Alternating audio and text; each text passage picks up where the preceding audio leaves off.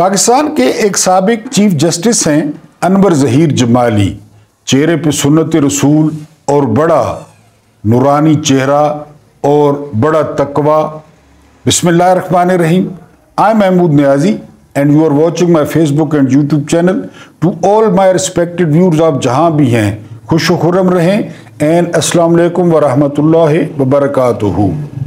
बात हो रही थी अनवर ज़हीर जमाली की। उन्होंने सुप्रीम कोर्ट के रजिस्ट्रार को ख़त लिखा है कि मुझे 2000 यूनिट बिजली के फ्री मिलते थे, लेकिन अब मैंने अपना सोलर सिस्टम लगवा लिया है, लिहाजा वो 2000 यूनिट के पैसे बनाएं और वो पैसे मुझे मंथली भेजें या दें। अब यहां से आप अंदाजा करें कि ये एलीट क्लास, अब इस शख्स की कितनी पेंशन होगी आपके ख्याल में कि एलीट क्लास पाकिस्तान को नोचने पर किस तरह मुतफिक है। चाहे वो जजेस हैं, चाहे वो रिटायर्ड जनरल्स हैं, चाहे वो रिटायर्ड ब्यूरोक्रेट हैं, यानी मरासियों को पीछे छोड़ दिया है इस चीफ जस्टिस ने। जिस तरह मरासी जो है वो वेलों के पीछे भागते हैं और नीचे से वेलें चुनते हैं, उसी तरह का रवैया रखा है इस नाम निहाद चीफ जस्टिस ने। और मुझे उन सालों का ख्याल आ रहा है कि जब ये शख्स इतने बड़े ओहदे पे बैठा था तो इसने किस किस्म के फैसले किए होंगे। यानी ये तो गन्नों की बोरी पर भी इसने फैसला तब्दील किया होगा, या चनों की बाल्टी पर भी इसने फैसला जो है ना वो अपना तब्दील किया होगा, या किसी ने इसको कहा होगा कि आज तुम्हें जो है ना वो बट कढ़ाई से कढ़ाई खिलाएंगे, तो इसने फैसला। यानी इसके इस खत ने यह साबित किया है कि ये कितने खबीस लोग हैं और ये पाकिस्तान को लूटने पर किस तरह मुतफिक हैं। पाकिस्तान के गरीब आदमी के बिल्स, उसमें 11 किस्म के टैक्स, और ये 10-11 लाख पेंशन के साथ। पहली बात तो ये कि ये 2000 यूनिट बिजली फ्री इस्तेमाल कर रहा है और कर रहा था। कौन सा मुल्क इसने फतह किया, इसके फैसलों ने मुल्क में क्या तब्दीली लाई, इसको कितने लोग जानते हैं। क्योंकि लोग तो we live in deeds not in years, क्योंकि हमारे अमाल हमारे जो है ना बकाया रहते हैं। तो कितने लोग इसको जानते हैं कि ये चीफ जस्टिस था, लेकिन पाकिस्तानी अवाम की हड्डियों में से गूदा निकालने पर या हड्डियों पर से गोश्त नोचने पर ये सारे खंजीर, ये सारे लानती, ये मुतफिक हैं कि इस अवाम को सुख का सांस नहीं लेने देना। अगली बात यह कि फवाद चौधरी गिरफ्तार हो गए हैं और कोई कह रहा है कि इस्तेकाम पाकिस्तान पार्टी के लिए बोल नहीं रहे थे, चुप थे। ऐसी बात नहीं है।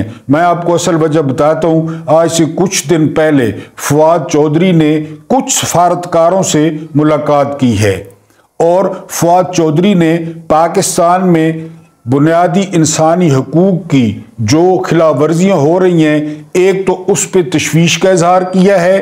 दूसरा, फवाद चौधरी ने उन डिप्लोमेट्स को कहा है कि वो अपने मुल्क में पाकिस्तान की सूरत हाल बयान करें। और सबसे भयानक गलती जो की है फवाद चौधरी ने, वो गलती ये की है कि फवाद चौधरी ने उन सफारतकारों को कहा है कि आप लोग इमरान खान की रिहाई के लिए अपना किरदार अदा करें, क्योंकि उन पे जितने भी केसेस हैं वो सियासी इंतकाम है, वो झूठे हैं, वो बेबुनियाद हैं और ये चीज़ें बाहर आ गई हैं। क्योंकि पता है आपको कि आजकल निज़ाम किस तरह रिएक्ट कर रहा है, या निज़ाम इमरान खान के बारे में कितना सेंसिटिव है। उनका चेहरा, उनका नाम, उनका जिक्र तक जो है वो गवारा नहीं है निज़ाम को।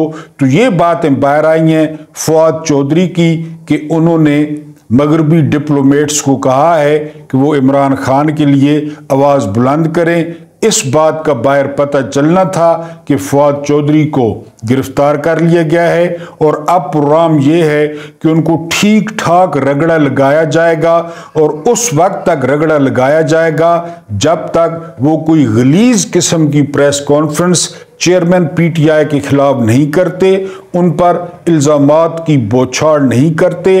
उस वक्त तक फवाद चौधरी के बाहर आने के जो चांसेस हैं वो बहुत कम हैं।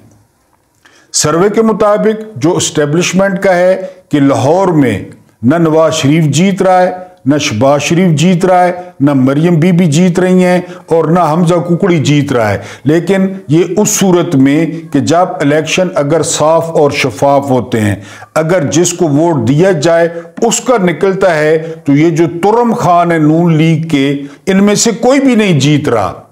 और इसलिए एक प्रोग्राम वो अंडर डिस्कशन है कि मरियम बीबी को कराची से इलेक्शन लड़वाया जाए, MQM उसकी हमायत करे, पीपल्स पार्टी उसकी हमायत करे, जितने भी कराची में स्टेक होल्डर्स हैं वो मरियम बीबी की हमायत करें ताकि वो इलेक्शन जीत सकें लाहौर में इन चारों की। लेकिन शर्त ये है, यानी वो जो दवाइयों के साथ परहेज बताया जाता है, शर्त ये है कि अगर इलेक्शन वो साफ और शफाफ होते हैं, अगर इलेक्शन आइन और कानून के मुताबिक होते हैं, अगर इलेक्शन में डालडा नहीं मिलाया जाता, अगर अनदेखी कुव्वतें वो इलेक्शन में अपना किरदार अदा नहीं करती, अगर फिर RTS बिठाकर, मैंने पहले भी वीलॉग में एक बताया था कि RTS इमरान खान की सीटें कम करने के लिए बिठाया गया था कि इमरान खान को मोहताज किया जाए। वरना आप मुझे एक सवाल का जवाब दें कि 16 महीने ये जो कुत खाने की हुकूमत थी तो उन्होंने RTS की क्यों नहीं तहकीकात करवाई? ये हर चीज़ इनके पास थी, पूरा निज़ाम इनके कदमों में था। ये RTS की अभी करवा लें, अभी भी उन्हीं की हुकूमत है, RTS की करवाएं ना तहकीकात। ये नहीं करवाएंगे। क्यों नहीं करवाएंगे? इसलिए नहीं करवाएंगे कि RTS में इमरान खान की सीटें कम की गई थी बाजवा के कहने पर, और इनकी सीटें जो है वो बढ़ाई गई थी। लेकिन चूंकि मीडिया मैनेज है, मीडिया को इतने ज्यादा इश्तिहारात मिलते हैं, मीडिया को ये रिश्वत देते हैं, और बकौल सलीम लिफाफी के सहाफ़ियों को लिफाफे देने का रिवाज वो नवाज शरीफ ने शुरू किया। हालांकि लिफाफी इस वक्त खुद बहुत बड़ा लिफाफा होल्डर है, लेकिन उसने ये कहा कि ये पाकिस्तान में रिवाज नहीं था, ये नवाज शरीफ ने रिवाज डाला। मीडिया मैनेज्ड था, मीडिया को भौंकने पे कहा गया था, महंगाई पे भौंको, RTS पे भौंको, सिलेक्टेड पे भौंको, धांधली पे भौंको, और उन्होंने इतना गदर मचाया कि जोसेफ गोएबल के बकौल, जो हिटलर का वजीर इत्तलात और नशरियात था, मरियम औरंगजेब की तरह, के झूठ इतना बोलो कि वो सच लगने लग जाए। 3.5 महीने में इतना झूठ बोला गया, इतना प्रोपेगेंडा किया गया इमरान खान की हुकूमत के खिलाफ कि वो सच लगने लगा, और सादा लो अवाम उनके झांसे में आ गई कि इमरान खान ने कश्मीर बेच दिया, इमरान खान इसराइल को तस्लीम कर रहा है, इमरान खान ये कर रहा है, इमरान खान वो कर रहा है। सूरत हाल आपके सामने। 16 महीनों में इन्होंने क्या किया? इन्होंने इसराइल पर हमला किया, इन्होंने जो है वो भारत पे हमला किया, जबकि हामिद मीर गवाही दे चुके हैं कि इमरान और बाजवा का इख्तिलाफ यही था कि बाजवा कहता था इसराइल को तस्लीम कर लिया जाए और इंडिया के साथ ताल्लुकात को मामूल पर लाया जाए, और इमरान खान नहीं मान रहे थे। तो ये चारों तुरम खान नून लीग के खतरे में हैं, ये सीटें नहीं जीत रहे। अब ये सीटें नहीं जीत रहे तो आप अंदाजा करें कि बाकी लोगों का क्या हाल होगा। यानी बाकी जो इनके प्यादे हैं, इनके टऊट हैं, इनके हरकारे हैं, इनके गुलाम हैं, सियासी जमात तो है नहीं, लिमिटेड कंपनी है, इनके जो गुलाम हैं उनकी जो है वो क्या हालत होगी पंजाब में। तो ये आपके साथ सर्वे शो करना, साझा करना था। और आखिरी बात आपसे साझी करनी थी कि इस्माइल हानिया और खालिद मिशल जो हमास के लीडर्स हैं, उन्होंने कतर में मुलाकात की है मौलाना फजलुर रहमान से। मौलाना तो खैर नहीं कहना चाहिए, बकऊ माल है, तो उन्होंने अपनी साख को खराब किया है। इसी फजलुर रहमान ने NW पैटरसन जो पाकिस्तान में अमेरिका की सफीर थी, विकीलीक्स के मुताबिक उसको कहा था कि आप हमारी दस्तारें न देखें, आप हमारे जुब्बे न देखें, आप हमारी दाढ़ी न देखें, आप नवाज शरीफ और जरदारी को बार बार अपनी खिदमत के लिए आजमाते हैं, आप हमें आजमा कर देखें। मैं आपके लिए वो कुछ डिलीवर करूंगा जो जरदारी और नवाज शरीफ नहीं कर सके, यानी मजहबी टच देकर, क्योंकि फतवा दस्ती ठक करूंगा कि ये अमेरिका की जो गुलामी है वो ऐन शरई है, नऊज़ बिल्लाह, या अमेरिका को गुलाम होना काबिल फ़ख्र है, मैं जो कुछ करूंगा वो ये दो नहीं कर सके। इस शख्स ने NW पैटर्सन को कहा था, और क्यों मिले हैं हमास वाले इसकी समझ नहीं आई, क्योंकि वो इतने बाखबर लोग हैं जो वो इसराइल के साथ लड़ रहे हैं, तो उनको इस शख्स की साख का नहीं पता। ये वो शख्स है बकौल शाहीन सेबाई कि जब ये लड़का था तो इसका बाप अपोजिशन लीडरों के साथ मुलाकात करता था तो इसको कमरे से निकाल देता था। एक दफ़ा अपोजिशन लीडरों ने पूछ लिया कि जब भी हम आपसे मुलाकात करते हैं आप अपने इस जवान बेटे को कमरे से निकाल देते हैं, तो मौलाना मुफ्ती महमूद ने कहा था कि ये खबीस यहाँ से बातें सुनता है और बाहर जाकर पैसे लेकर लोगों को बताता है। बाप की मुखबरी करने वाला, यानी जिसका ये शाहीन सेबाई का मौजूद है, वीलॉग मौजूद है कि ये शख्स बाप की मुखबरी करता था और बाप की बातें बाहर जाकर लोगों को बताता था। तो उससे मुलाकात करके हमास ने क्या हासिल किया है, हमास क्या हासिल करना चाहती थी या करना चाहती है, ये हमास वाले ही बता सकते हैं। क्योंकि एक शख्स जिसकी अपने मुल्क में क्रेडिबिलिटी ये है कि वो रेंट पे दस्तयाब है, उसके जो मदरसे वाले स्टूडेंट्स हैं वो रेंट पे दस्तयाब हैं, आप मेनू नोट बखा मेरा मूड बने।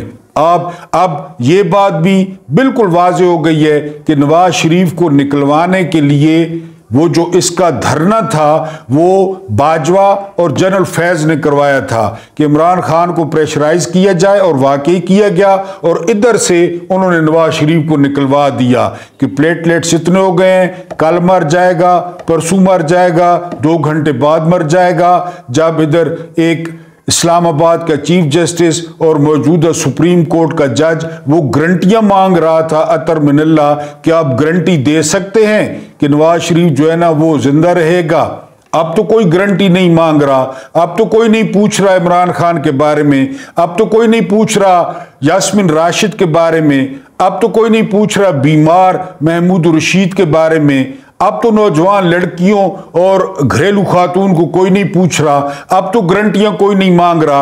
अब तो निज़ाम इस तरह बिछा हुआ है नवाज शरीफ के आगे जिस तरह कालीन बिछा होता है।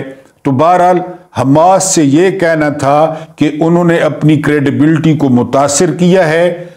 मौलाना फजल रहमान से अगर मुलाकात की है और की है, तस्वीरें भी आ गई हैं, इरशाद भट्टी ने भी इसका जिक्र किया है, तो हमास की क्रेडिबिलिटी पाकिस्तानियों के नज़र में काफ़ी मुतासिर हुई है।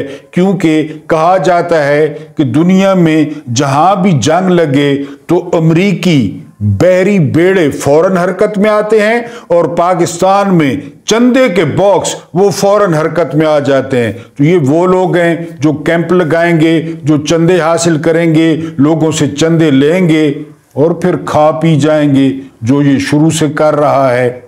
मुझे बर्दाश्त करने का बहुत बहुत शुक्रिया।